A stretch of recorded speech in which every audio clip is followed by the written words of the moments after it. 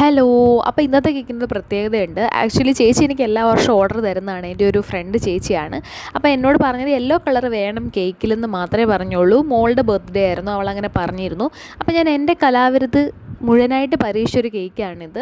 ഞാനപ്പോൾ ആദ്യമേ നമ്മുടെ ബാക്ക് ലേഡി ടോപ്പർ ഉണ്ടല്ലോ അത് വെച്ച് കൊടുത്തു. യെല്ലോയുമായിട്ട് മാച്ചിങ് ആയിരിക്കുമല്ലോ, ഗ്രീൻ കളർ ആകുമ്പോഴത്തേക്ക് യെല്ലോയുമായിട്ട് മാച്ചിങ് ആയിരിക്കുമല്ലോ എന്ന് കരുതി ഗ്രീൻ കളർ ടോപ്പറാണ് വെച്ച് കൊടുത്തത്. പിന്നെ നമ്മുടെ റോസ് പെറ്റൽ നോസിൽ വെച്ചിട്ട് ഉടുപ്പ് പോലെ വരച്ചു കൊടുത്തു. സൈഡിൽ നമ്മുടെ ഗ്രാസ് നോസിലില്ലേ, ആ നോസിൽ വെച്ചിട്ട് ലൈൻസ് ഇട്ട് കൊടുത്തു. അതിലേക്ക് സ്മോൾ സ്മോൾ ഫ്ലവേഴ്സ് കൊടുത്തു.